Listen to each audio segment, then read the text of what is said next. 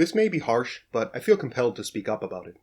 I believe this is a serious issue, and I'm not hearing anyone speak publicly about it in a way I can support.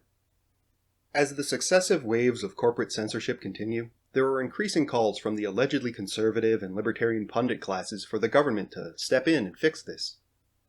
This is a really bad idea for many reasons. Their intentions may be good, but the things they are pushing for are exceptionally dangerous. The first reason is practical. Do they seriously expect that the same government that has spent the last several years trying to overthrow the legitimately elected president is going to turn around and fight for our free speech? That the agencies which coordinate to financially ruin people and businesses who stand against tyranny will be our friends? Of course not.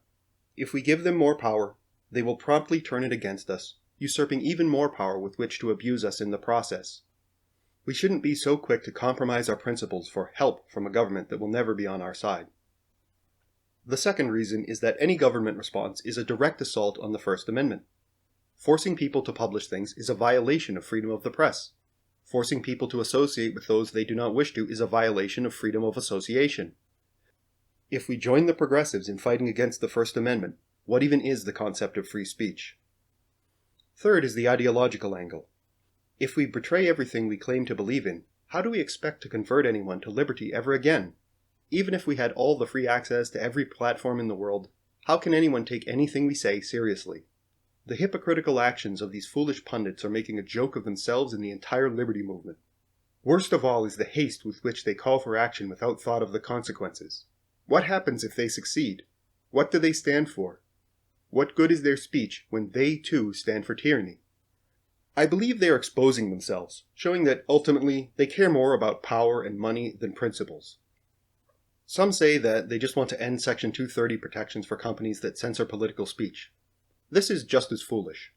Section 230 protects services, for example YouTube, from being liable for things said by their users, for example you. If we remove that protection, do you think YouTube is going to happily assume legal liability for our so-called hate speech and leave themselves open to being sued? Or will they completely crack down and fully implement the type of censorship the SPLC et al. Claim is necessary to protect alleged victims? I think you know which way it will go. The idea of breaking up the tech companies is equally ridiculous. Take one look at the government and you should be able to understand why. Every agency disclaims responsibility for the policies they collectively enforce.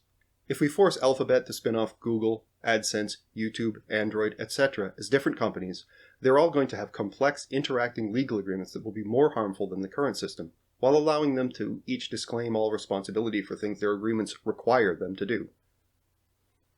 The obvious counterpoint to my argument as a whole is, what else can we do? I don't want to shift the main focus of this rant, but all these companies are driven by the same thing, profit. If their behavior starts to cost them money, they will change that behavior. So go after their revenue. Ad block every website that doesn't stand for freedom of speech. If you want, toggle it off every so often so you can see who is advertising on their platforms. Call them up and boycott them. Just do it. Use alternative services like DuckDuckGo where possible. If you don't really need Facebook, stop using it.